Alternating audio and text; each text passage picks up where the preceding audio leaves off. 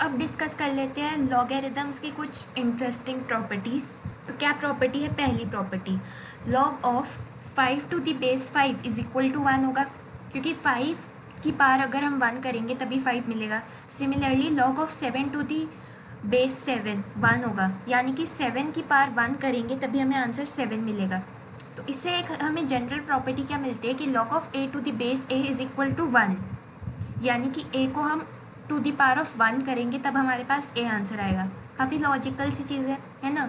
Similarly log of 1 to the base 10 कितना होता है?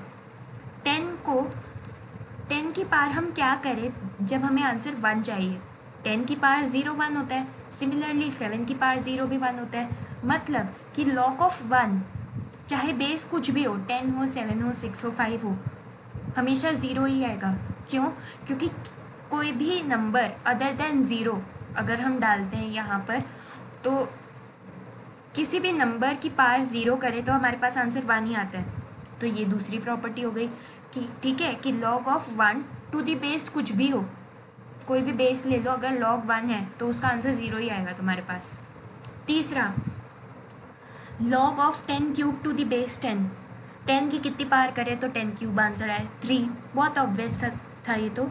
Log of 8 to the power n, log of a to the power n to the base a is equal to क्या आएगा? n।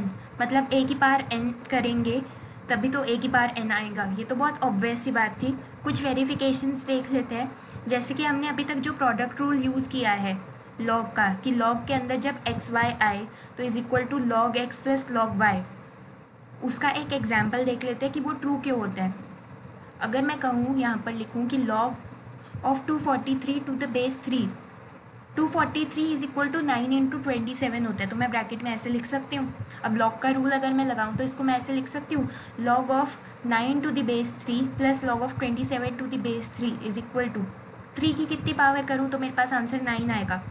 3 की कितनी power करूँ कि मेरे पास आंसर 27 आए 3, 2 प्लस 3 इज इक्वल टू 5, और 3 की पावर 5 करने से ही मेरे पास आंसर 243 आता है।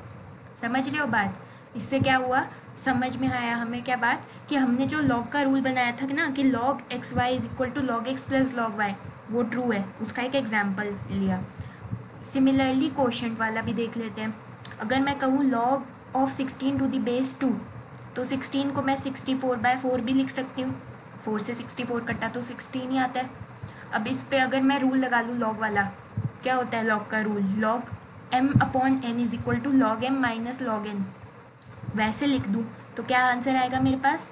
Log of 64 to the base 2, 2 की कितनी पार करें तो हमारे पास आंसर 64 आता है 6, 2 की कितनी पार करें तो हमारे पास आंसर 4 आता है 2, माइनस होके आंसर आ गया 4, 2 की पावर 4 से ही हमारे पास आंसर 16 आता है।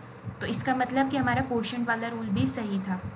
लास्ट रूल जो हमने पढ़ा है वो है पावर वाला, कि log m to the power of n हो तो n पावर को हम आगे लिख देते हैं, n लॉग m बन जाता है ना हमारा क्वेश्चन। उसका अब एक एग्जाम्पल देख लेते हैं। Log of 64 to the base 2, 64 को मैं 2 टू द पावर ऑफ 6 लिख सकती हूँ। 64 2 टू द पावर ऑफ 6 ही तो होता है, ठीक है। तो मैंने ये लिख लिया। अब लॉग की इनपुट में 2 आ रहा है और उसकी पावर 6 है, मैंने उस 6 को आगे लिख लिया अपने रूल के अकॉर्डिंग। तो मेरे पास क्या बच गया? Log of 2 to the base 2।